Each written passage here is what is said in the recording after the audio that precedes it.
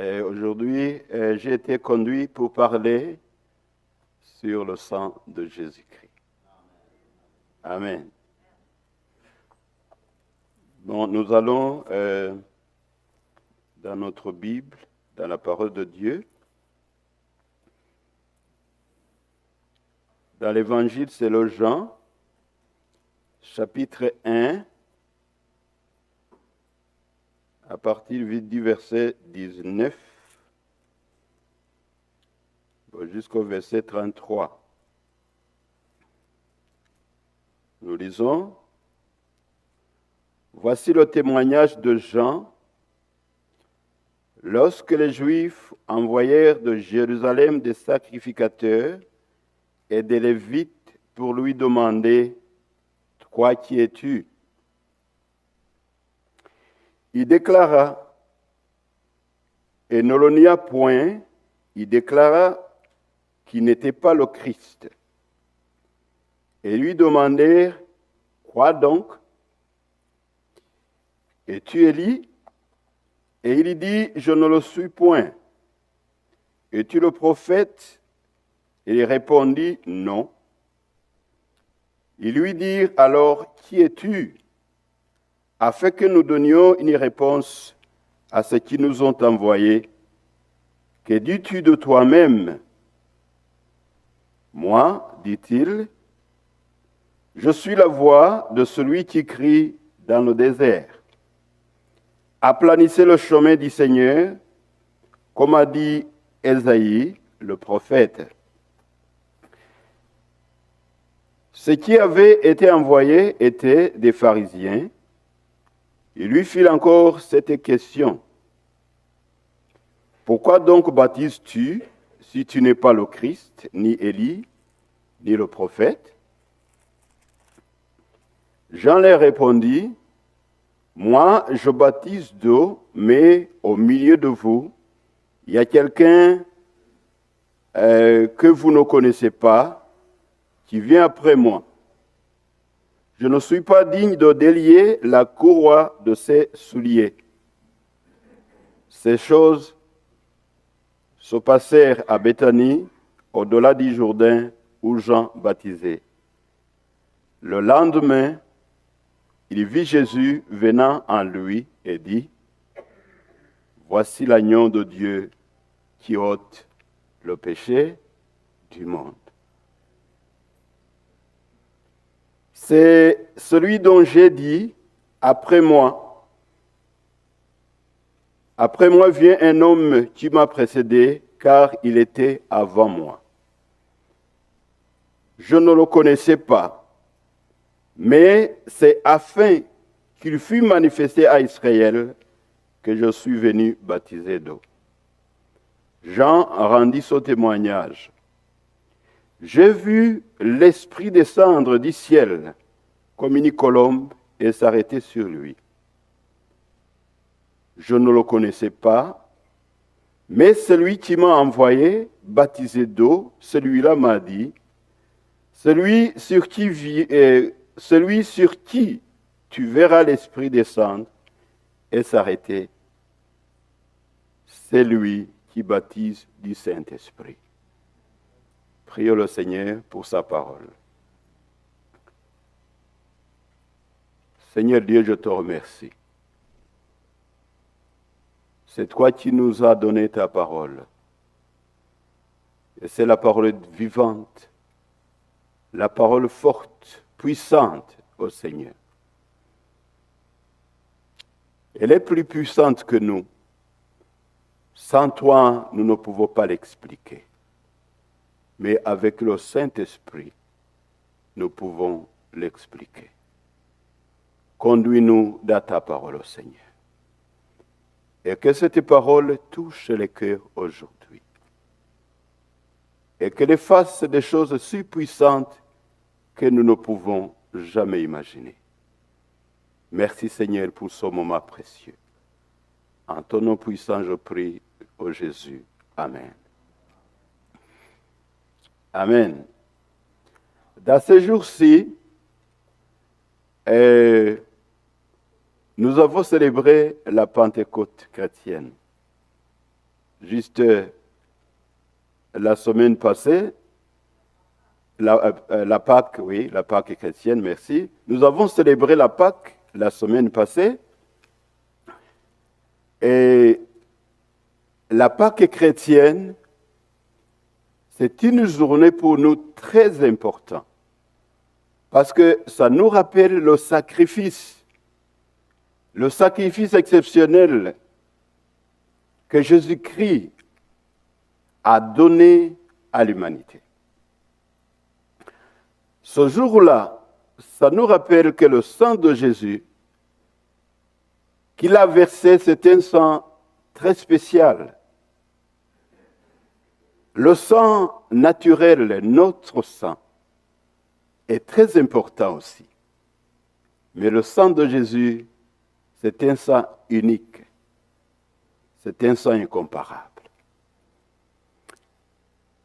Nous allons voir comment même notre sang est très important. Et finalement, nous verrons comment le sang de Jésus, elle est unique, spécial, incomparable. Bon, nous allons dans le livre,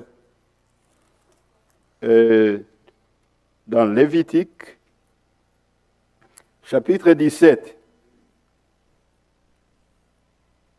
Lévitique, chapitre 17, à partir du verset 10.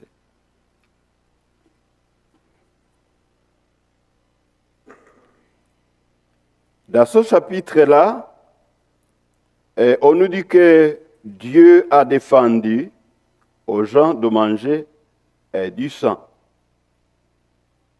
Depuis le verset 10, on nous dit, si un homme de la maison d'Israël ou des étrangers qui séjournent au milieu d'eux mange du sang d'une espèce quelconque, je tournerai ma face contre celui qui mange le sang, et je le retrancherai du milieu de son peuple.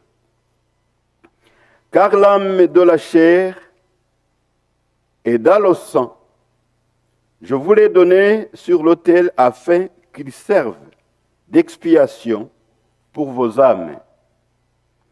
Car c'est par l'âme que le sang fait l'expiation. C'est pourquoi j'ai dit aux enfants d'Israël, personne d'entre vous ne mangera du sang, et l'étranger qui séjourne au milieu de vous ne mangera pas du sang. Si quelqu'un des enfants d'Israël ou des étrangers qui séjournent au milieu d'eux prend à la chasse un animal ou un oiseau qui se mange, il en versera le sang et le couvrira de poussière. Car l'âme de toute chair, c'est dans son sang qui est en elle. C'est pourquoi j'ai dit aux enfants d'Israël, vous ne mangerez le sang d'aucune chair, car l'âme de toute chair, c'est son sang. Quiconque en mangera sera retranché. En fait, ici dans la Bible, dans cette Bible de Louis II, on a utilisé le terme âme, mais dans d'autres Bibles, comme la Bible d'études, version Semeur, on parle de la vie. On dit que le sang, c'est la vie. C'est pourquoi, en fait, ici, Dieu disait que il a interdit aux hommes de manger du sang, parce que Dieu ne voulait pas qu'on mange la vie. Parce que le sang, c'est la vie. Si tu bois le sang d'un animal, c'est comme tu manges la vie de cet animal. En fait, comment le sang est très important, parce que quand on nous enseigne dans la physiologie, on nous montre que le sang, dans nos corps, circule un liquide spécial qu'on appelle le sang, qui est généralement entre 4 et 6 litres de sang dans notre corps. Et ce sang, depuis le cœur jusqu'à toutes les cellules du corps. Ça fait un circuit rapide, entre 20 à 60 secondes, ça fait un tour et ça fait continuellement un tour. Et ce liquide est tellement spécial, très important, parce que dans le sang, la composition du sang telle qu'elle, nous voyons des éléments qui protègent le corps contre les maladies. Des éléments, parce que le sang est composé d'éléments différents. Il y a ce qu'on appelle les globules blancs qui protègent le corps contre les maladies. Il y a ce qu'on appelle les globules rouges qui transportent l'oxygène que nous respirons. Cet oxygène que nous prenons à l'extérieur, ça entre dans le corps, c'est capté par ce qu'on appelle les globules rouges qui sont dans le sang. Et ces globules rouges le fait circuler dans tout le corps et chaque cellule du corps reçoit l'oxygène comme ça. Donc, le sang nous protège parce que si un microbe ou un virus entre dans le corps, ces globules blancs du sang vont lutter contre ce microbe, ce virus, jusqu'à le tuer. C'est comme ça que nous pouvons survivre. Sinon, nous ne serons pas. Et puis, le sang, ça nous alimente parce que tous les aliments que nous mangeons, ça va passer dans la bouche, ça va passer dans les intestins, ça va passer dans le sang. Tout ce que vous mangez. Et le sang va laisser circuler dans le corps et chaque cellule du corps va profiter des aliments que vous avez mangés grâce au sang. C'est-à-dire, sans le sang, il n'y a pas de vie. Quand on perd le sang, on perd la vie. Si tu fais un accident et que tu perds beaucoup de sang, tu perds la vie. Si tu es malade, si le sang est malade, trop malade, comme les grandes maladies là, du sang, les cancers du sang, les leucémies, c'est la mort qui t'introduit dans ton corps. C'est pourquoi le sang est très important. Et Dieu a voulu montrer l'importance du sang en empêchant de le manger pour dire respectez le sang. Parce que ça, le sang, il ne faut pas jouer avec ça. C'est ça la vie. Amen.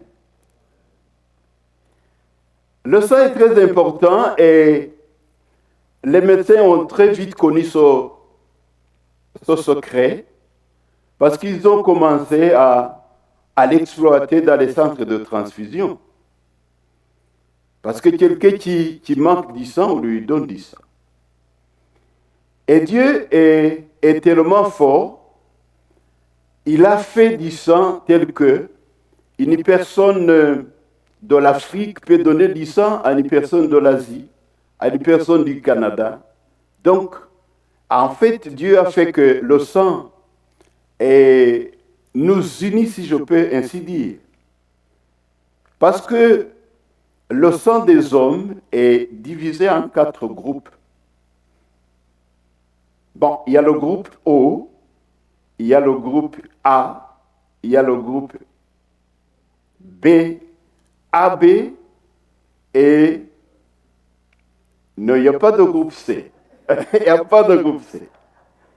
Il y a ce qu'on appelle le groupe A, il y a le AB, il y a le B et le groupe O.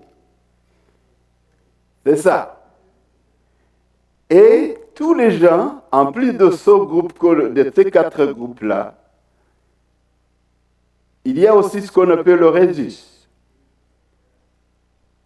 Bon, je vais essayer d'être simple pour comprendre. Il y a ce qu'on appelle le rhésus. Il y a des fois qu'on te dit tu es A positif ou A négatif. C'est-à-dire que les gens sont groupés en 2 rhésus. Tous les gens du monde, c'est soit des rhésus positifs, soit des rhésus négatifs. soit tu es A, soit tu es B, AB ou O. En dehors de ça, il n'y en a plus. C'est-à-dire que Dieu s'est bien arrangé pour que tout le monde puisse avoir quelqu'un auquel vous pouvez être unis sans distinction de couleur, de race. Tu peux avoir quelqu'un qui peut te donner la vie si nécessaire, si je puis ainsi dire comme ça. Donc, le sang, c'est la vie. Et cette vie du sang peut nous unir de partout où vous êtes. Donc, le sang est très important. Alors, quand tu as du beau sang qui circule dans tes veines ou dans tes artères, dans ton corps, donc tu as la bonne vie. Amen.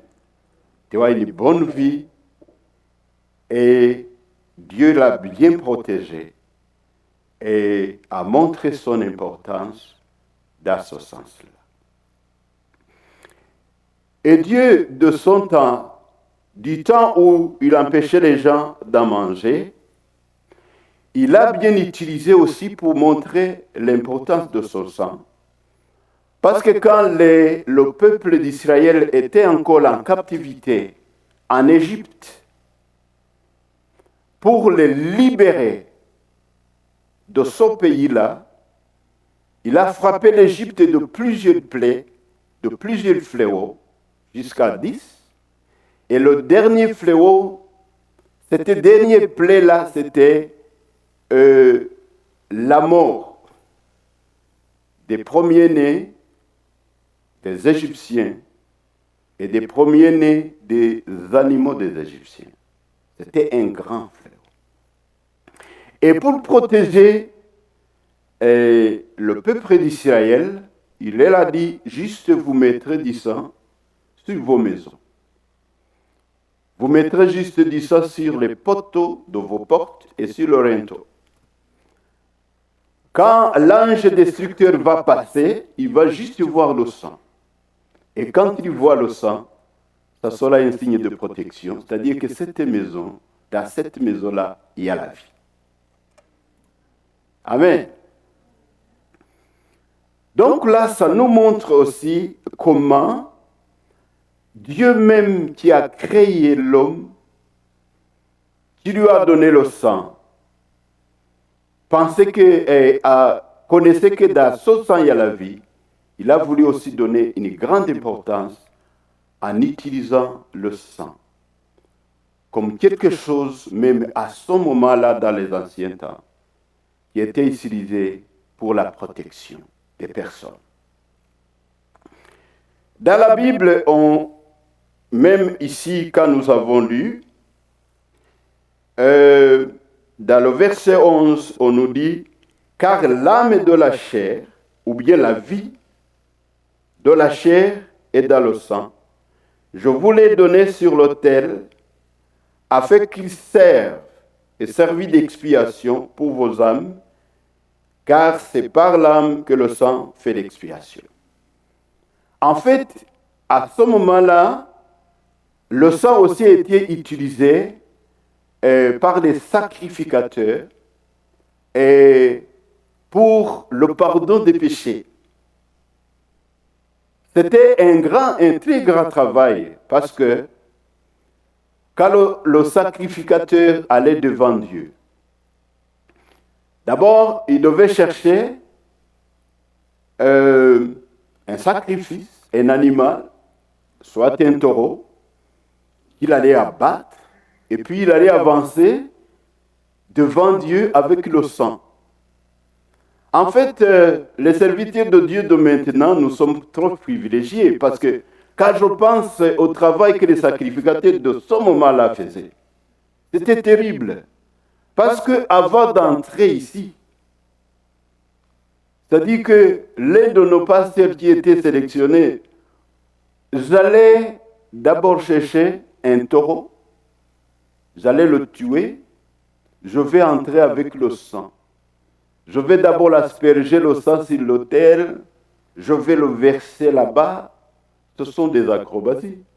Et après ça, Tu vas aussi abattre un autre taureau pour les chefs des tribus. Tu vas abattre aussi des chèvres pour les autres. Finalement, tu vas tuer les tourterelles, les pigeons. Moi, je me demande comment ces gens-là ont travaillé terriblement. Ils ont travaillé terriblement. Et quand je pense qu'une fois Salomon a sacrifié 1000, jusqu'à 1000 bœufs ou plus, des milliers, je me demande comment ces gens-là de Somalie, ces sacrificateurs faisaient. C'était terrible. Mais c'est pour vous dire que le sang était très précieux, si bien que quand tu allais devant Dieu, tu devais chercher du sang pour que Dieu puisse te pardonner tes péchés. Et effectivement, Dieu te pardonnait. Donc, il y avait en fait quelque chose qui pouvait couvrir tes péchés-là. Et ça fonctionnait pendant longtemps. Pendant très longtemps, ça a fonctionné. Et alors, dans le ciel, parce qu'il y a toujours Dieu qui était avec son Fils, et Dieu dans son amour, et le Fils Jésus-Christ dans son amour, ils ont observé tous ces rituels-là, toutes ces peines-là, et en un certain moment, est né celui qu'on appelle Jésus. Il a décidé, il a dit, je vais venir, je vais changer toutes ces choses-là. Pour l'amour que j'ai pour l'homme qui a été créé par Dieu. Amen. C'est ainsi que Jésus est né. Et il est né avec maintenant un sang très spécial. Parce que quand nous parlons de Jésus, quand Dieu a dit à Marie qu'elle aura un fils, elle a demandé comment est-ce que c'est possible ça? Parce que je n'ai jamais connu d'homme. Et Dieu lui a dit, le Saint-Esprit va te couvrir. C'est-à-dire que, en fait, Jésus, même s'il a été dans l'image d'un homme, mais c'est un Dieu, c'est l'enfant de Dieu que Dieu a amené à déposer dans une dame. Le sang de Dieu, le sang de Jésus, c'est pas le O, c'est pas le A, c'est pas le AB, c'est pas le registre négatif ou positif. C'est le groupe universel. Amen. C'est le groupe universel parce que ce sang peut être transfusé à tout le monde. Si tu transfuses le groupe AB à une personne de A, tu vas le tuer. C'est incompatible. Mais le sang de Jésus, la vie de Jésus peut être transfusée à toute personne et sans problème aucun. C'est pourquoi j'ai pensé ce matin, ce groupe du sang de Jésus, je vais l'appeler comment? Et Dieu m'a donné le terme, c'est le sang du groupe universel. Amen. Alors, parce que Jésus, quand une personne va naître, pour qu'une personne naisse, il y a un homme, il y a une femme qui se rencontrent. L'un donne une partie, l'autre donne une autre partie, que nous appelons les chromosomes. Donc, nous sommes faits de chromosomes, une partie de la femme, une partie de l'homme. Mais Jésus est né sans participation aucune de l'homme ou de la femme. C'est Dieu même qui a amené son Fils, il l'a déposé dans Marie et son Fils est né. Marie n'a rien participé à ça. Donc, c'est pourquoi Une fois, je vous disais que c'était une naissance spéciale. Et maintenant, je vous dis qu'il avait du sang spécial. Parce que c'est le sang de Dieu qui circulait en Jésus.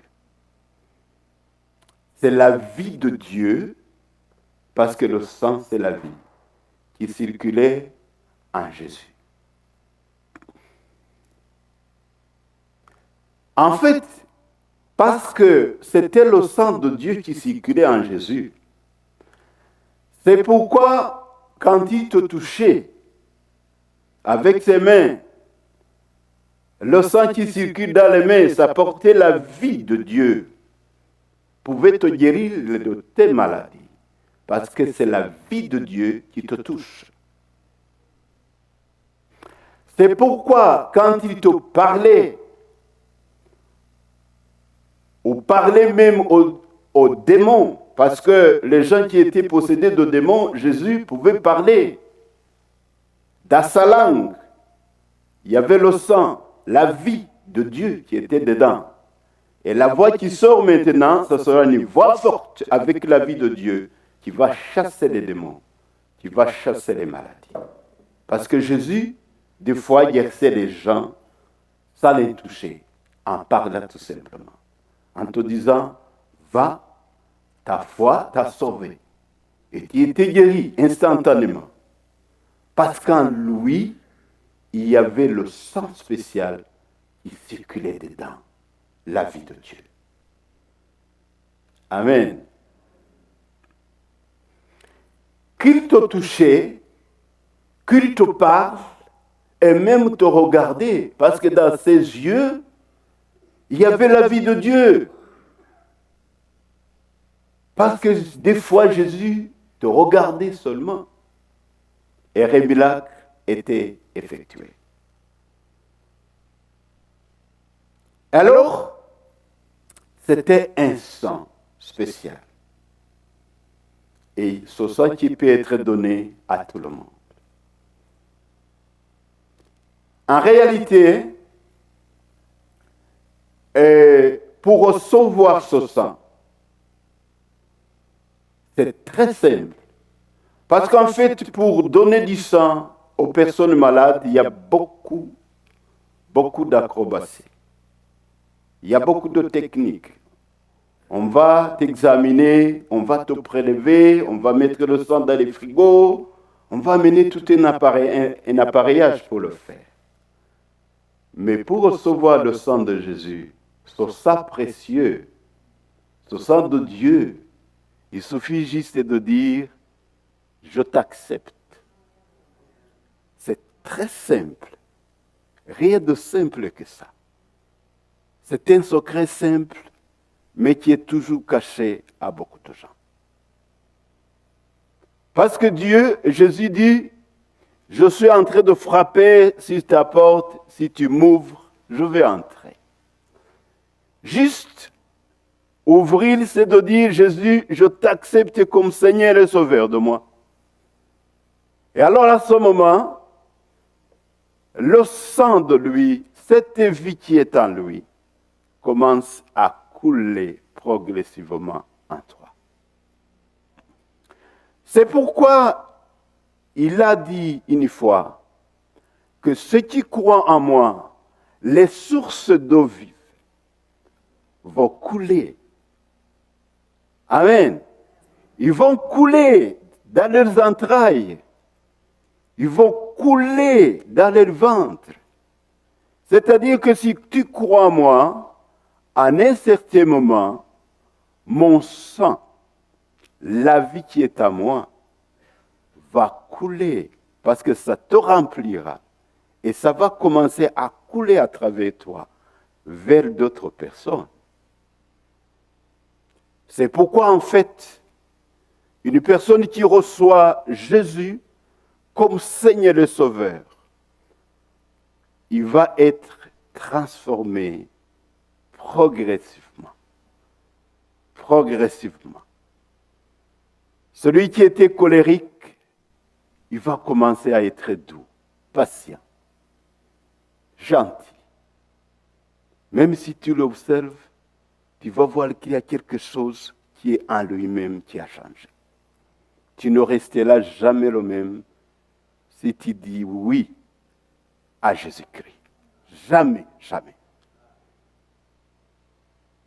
Même quelqu'un qui va observer ta face, il peut te dire, il y a quelque chose qui est en toi. Même les gens qui t'entourent, même s'ils ne disent rien, quand tu as le sang de Jésus-Christ qui est coulant en toi, ils peuvent dire celui-là est différent de nous. Ça, c'est sûr. Alors, le sang de Jésus, c'est ça qui est très précieux. Parce que la Bible nous dit que nous avons été rachetés, non par de l'argent, mais par le sang précieux de Jésus. Nous avons été rachetés par le sang précieux, le sang de l'enfant de Dieu, le sang précieux de Jésus. Et ce sang, je vous dis que il a beaucoup de choses. Je vous disais tantôt que les sacrificateurs de ce temps-là, ils avaient beaucoup de tâches. Et quand ils ne remplissaient pas correctement les lois que Jésus et que Dieu avait mis, c'était la mort. Parce que une fois les enfants du sacrificateur Aaron, ses deux fils sont morts parce que juste ils avaient allumé un feu qui n'était pas à la mesure du feu que Dieu avait dit. Ils sont morts, les deux. Et Dieu a dit à Aaron, il ne faut pas pleurer pour tes enfants. C'est pourquoi certaines personnes disent, le Dieu de ce temps-là était très sévère. Et le Dieu de notre temps, nous sommes dans le temps de grâce. Parce que tu fais des choses, Dieu te laisse. Parce que Jésus est venu. Il est toujours patient. Il t'attend toujours. Parce que dans le temps passé, quand tu vois des choses qui se faisaient, quand tu penses à ces gens qui juste ont voulu se rebeller à Moïse, mais la terre s'est ouverte. Il les a engloutis avec les femmes, avec les enfants, avec tout ce qu'ils avaient. C'était très sévère. Mais Dieu merci, parce que nous sommes dans le temps de grâce. Jésus est venu. Nous avons été rachetés par le sang précieux. Donc, le sang de Jésus, c'est le sang du grand sacrificateur. Quand Jésus a été pris pour aller le sacrifier, pour aller le tuer, qu'est-ce qu'ils ont fait? Ils ont pris Jésus, ils l'ont amené, ils l'ont condamné injustement, ils ont commencé à le frapper. Quand on nous dit comment on a frappé Jésus, on dit qu'on avait des fouets avec des clous. On frappait, on tirait, et puis le sang, ça se versait. Il a commencé à verser du sang comme ça pour nous. On l'a fouetté jusqu'à ce que tout le corps devienne presque du sang. Et ce sang précieux était en train d'être versé pour nous.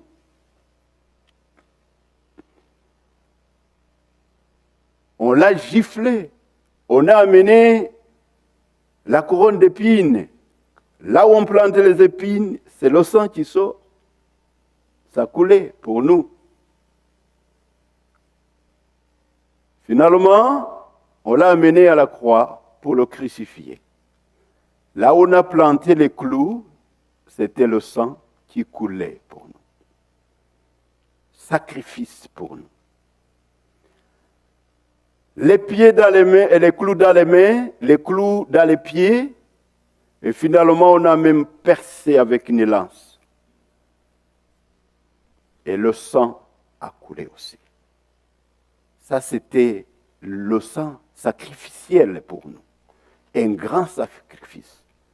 Dieu a vu que pour enlever tous ces anciens rituels-là, toutes ces peines-là, Jésus a dit, je vais aller à la croix, je vais verser mon sang, je vais supprimer tout ça. Juste, je vais entrer une fois pour toutes, pour tout le monde. Personne ne pouvait entrer dans le sanctuaire de Dieu, dans la tente d'assignation et arriver dans la place qu'on appelait le Saint des Saints. Non, c'était juste le grand sacrificateur et une fois l'année. Et pour y aller aussi, il devait faire tout ça. Tuer un animal, faire des sacrifices, tout ça.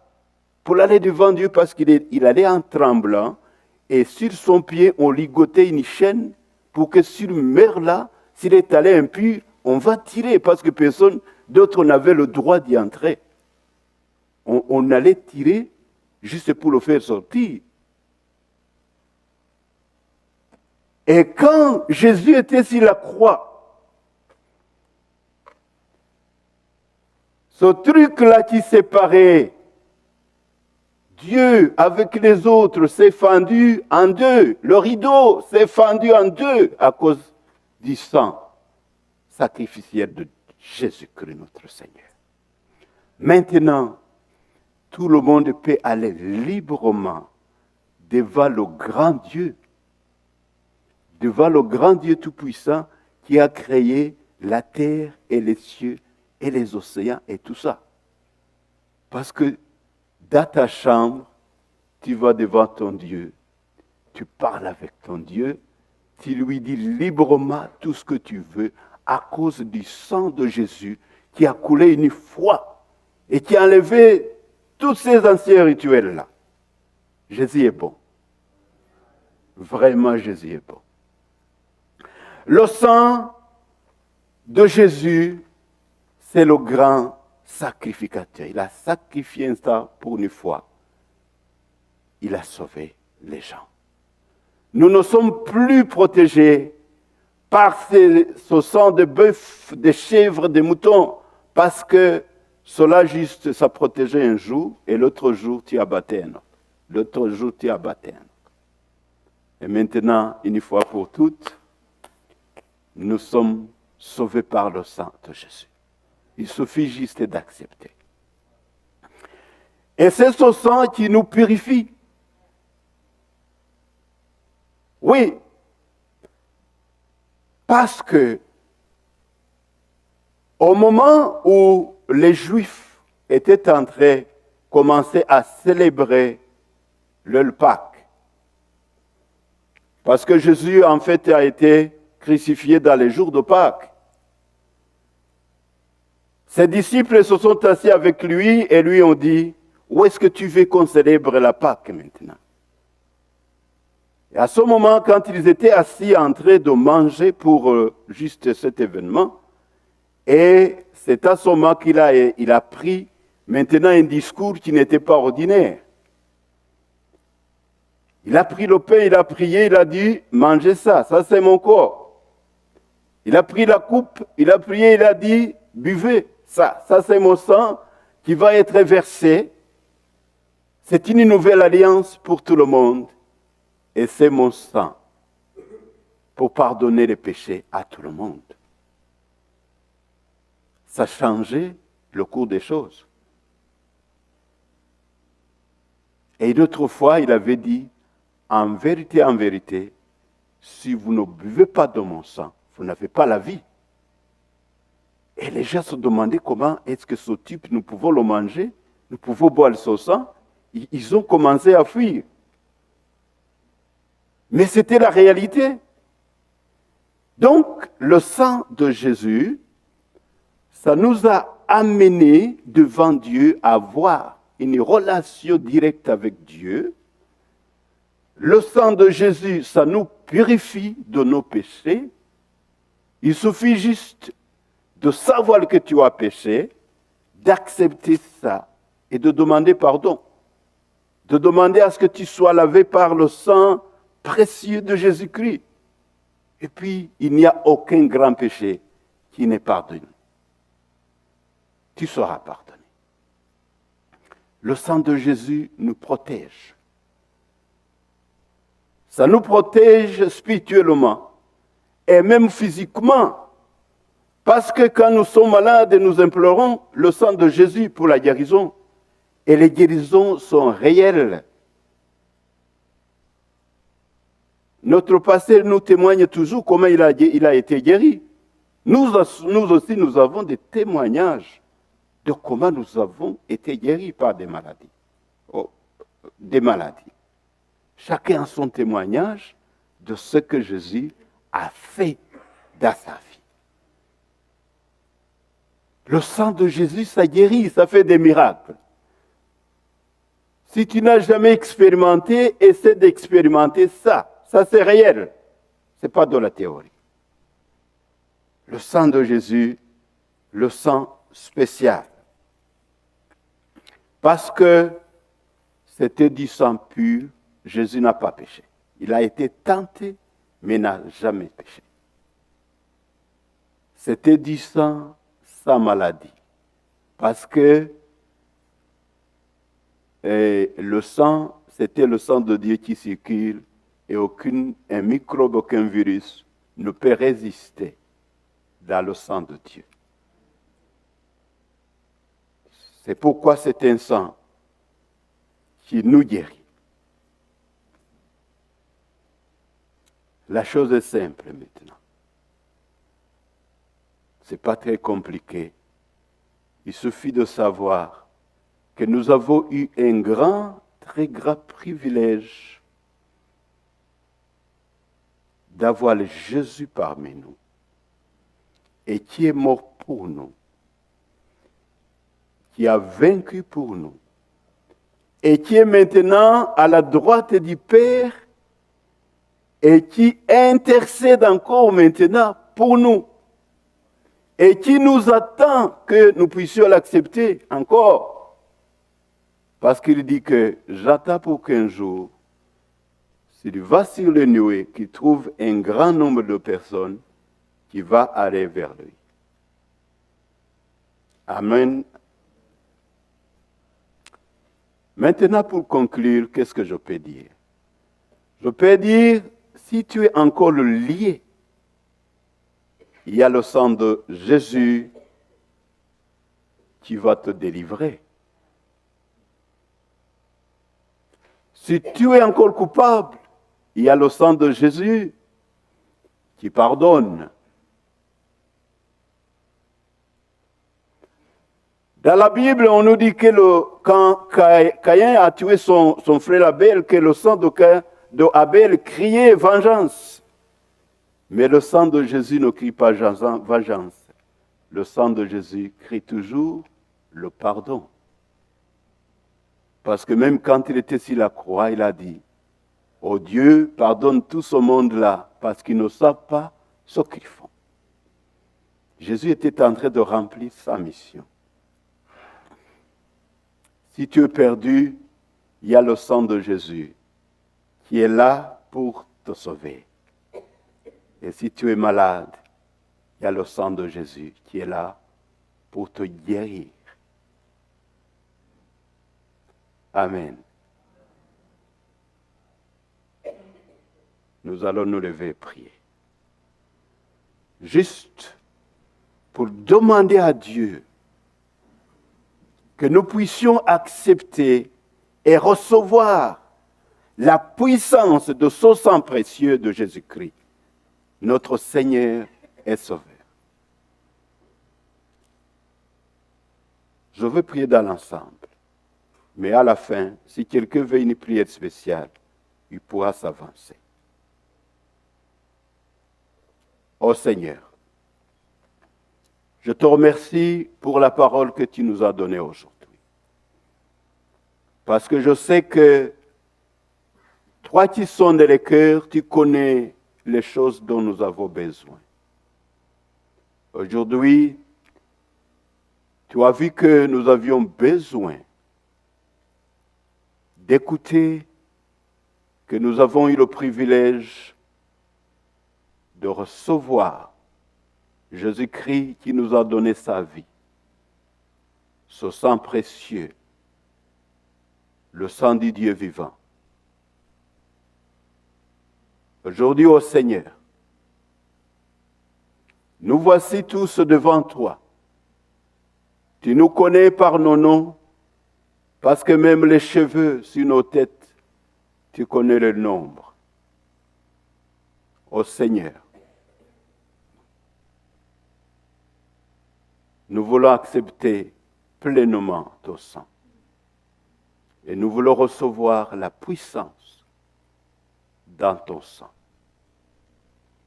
Parce que Jésus, toi-même, tu l'as dit, que celui qui boit ton sang, il a la vie. Et que les sources d'eau vive vont couler à travers lui. Que chacun de nous aujourd'hui reçoive cette vérité-là. Nous demandons que le sang de toi, le Fils de Dieu, coule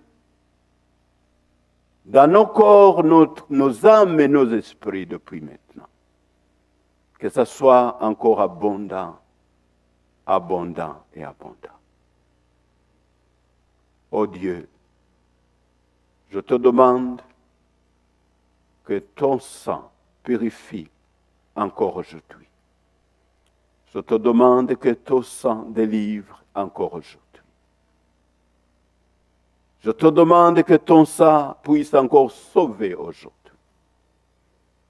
Ô Seigneur, fais des miracles dans ton assemblée. Que chacun de nous puisse te comprendre mieux et te posséder mieux. Merci Seigneur pour des miracles que tu es en train d'opérer et que tu vas continuer d'opérer à travers nous. Au nom de Jésus-Christ, je prie et nous disons Amen.